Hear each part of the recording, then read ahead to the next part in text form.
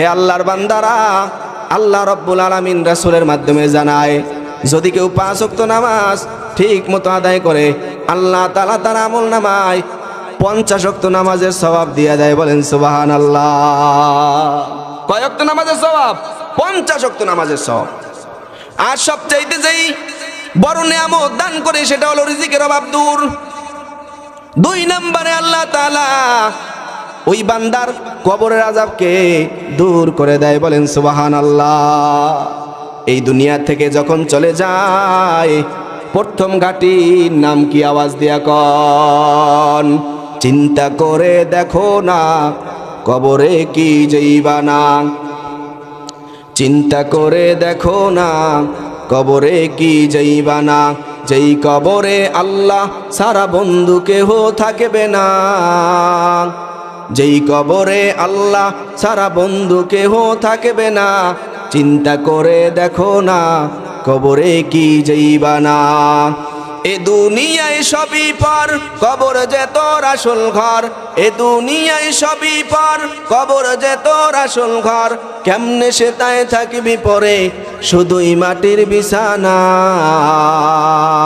কেমনে সে তাই থাকবি পরে শুধুই মাটির বিছানা।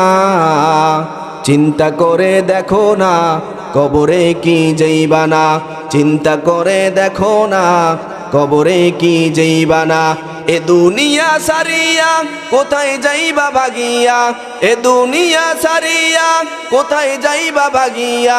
মরণ তোমায় লইবে গিরি যতই করো বাহানা, মরণ তোমায় লইবে গিরি যতই করো বাহানা। চিন্তা করে দেখো না কবরে কি যাইবা না, চিন্তা করে দেখো না কবরে কি যাইবা না। যেই কবরে আল্লাহ সারা বন্ধু কেহ থাকবে না, যেই কবরে আল্লাহ সারা বন্ধু কেহ থাকবে না। চিন্তা করে দেখো না কবরে কি যাইবা না। কবরে যাওয়া লাগবে কি লাগবে না? এই জন্য আল্লাহর বান্দারা, আল্লাহ রাব্বুল আলামিন যেই ব্যক্তি নামাজ ঠিক মতো আদায় করবে 2 নাম্বার পুরস্কার তাকে দান করবেন, আল্লাহ তার কবরের আযাবকে দূর করে দিবেন। বলেন সুবহানাল্লাহ।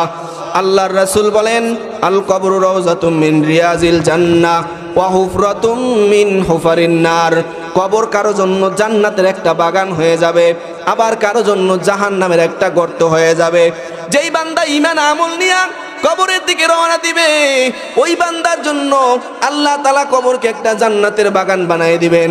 আর যেই বান্দা নাফরমানি করিয়া, মিথ্যা বলিয়া, মানুষের জায়গা ঠকাইয়া, সুদ খাইয়া, ঘুষ খাইয়া, বিবিরে বেপরদায় রাখিয়া, সন্তানদেরকে সুদের সাথে জড়িত রাখিয়া দুনিয়া থেকে বিদায় নিবে, আল্লাহর রাসূল বলেন তার কবরটা জান্নাত জাহান্নামের একটা গর্ত হয়ে যাইবে। ঠিক কিনা?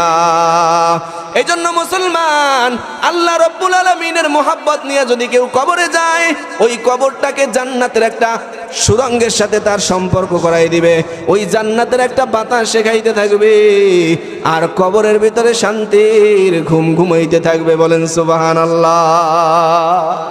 এই কবরে যদি শান্তির ঘুম ঘুমাইতে হয় তাইলে আল্লাহর হুকুম মানিয়া, আল্লাহর মোহাব্বত নিয়ে কবরে যাইতে হবে। ঠিক কিনা? এরপরে 3 নাম্বার পুরস্কার আল্লাহ তাআলা আমল নামা ডান হাতে দান করবেন। বলেন সুবহানাল্লাহ।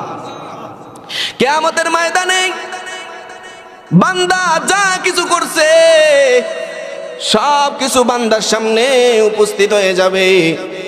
বান্দা আশ্চর্য হয়ে যাবে, আল্লাহ রাতের অন্ধকারে তো আমি এই গুনাহ করলাম, কেউ দেখে নাই, এটা কেমনে প্রকাশ হইল?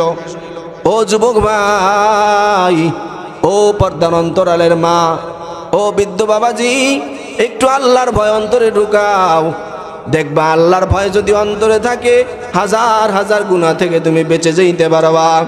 কিয়ামতের ময়দানে যখন বান্দা এই গুনাহগুলো দেখবে টেনশনে পড়ে যাবে, হায় হায় আমার এই গুনাহ কোথা থেকে আসলো। আল্লাহ রাব্বুল আলামিন তখন তার মুখকে বন্ধ করে দিবে, আল্লাহ তাআলা হাতকে জবান খুলে দিবে, হাত কথা বলতে থাকবে, পা কথা বলতে থাকবে। আল্লাহ রব্বুল আলামিন সব জবাবগুলো নিয়া হাত বলবে আমারে দিয়ে খারাপ কাজ করাইছে। আলিয়াউমা নাখতিমু আলা আফওয়াহিহিম ওয়া তুকাল্লিমুনা আইদিহিম ওয়া তাশহাদু আরজুলুহুম বিমা কানু ইয়াকসিবুন। আল্লাহ রাব্বুল আলামিন সূরা ইয়াসিনের ভিতরে বলে দিছে তার মুখকে আল্লাহ বন্ধ করে দিবেন, তার হাত সাক্ষী দিবে, তার পা সাক্ষী দিবে। আল্লাহ আমাকে দিয়ে অন্যায় করাইছে, আমার এই পাও দিয়ে অন্যায় করাইছে, আল্লাহ এর শাস্তি আপনি দিয়া দেন। বলেন নাউজুবিল্লাহ। এই জন্য আমলনামা ডান হাতে যদি পাইতে চাও,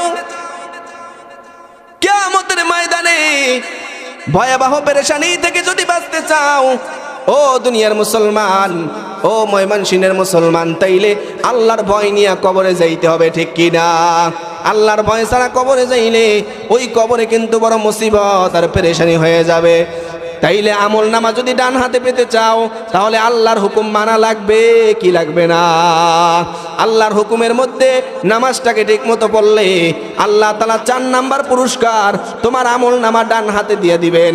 5 নাম্বারে আল্লাহ তাআলা বিনা হিসেবে তোমাকে জান্নাত দান করবেন। ও দুনিয়ার বান্দারা, বিনা হিসেবে যদি জান্নাত পেতে চাও, তাহলে আল্লাহর হুকুম নিয়ে, আল্লাহর মোহাব্বত নিয়ে কবরে যাইতে হবে, ঠিক কি না? আল্লাহর মোহাব্বত ছাড়া কবরে কেউ যাইও না। ওই কবর কিন্তু মাটির ঘর। ওই কবরে কোনো বন্ধু চিনবে না, বান্ধব চিনবে না। ওই কবর কাউকে কোনো ধরনের সাপোর্টও দিবে না যদি ঈমান আমল নিয়ে না যাও। আল্লাহর রাসূল বলে, যখন দুনিয়া থেকে মানুষ বিদায় নিবে, যে জান্নাতি হবে তার সামনে ফেরেশতারা জাহান্নামের একটা চিত্র তার চোখের সামনে ধরে, ডাক দিয়া কয়, ও বান্দা দেখো, এই যে জাহান্নামের আগুন দেখতেছো, এই আগুন তোমার কপালে ছিল, কিন্তু তোমার কপাল বড় ভালো, তুমি আল্লাহর হুকুম মানিয়া কবরের দিকে রওনা দিয়েছো, তুমি আল্লাহর হুকুম ঠিক মতো আদায় করেছো। এই জন্য আল্লাহ তাআলা তোমাকে এই জাহান্নাম থেকে মুক্তি দিয়া জান্নাতের ভিতরে প্রবেশ করাইবে।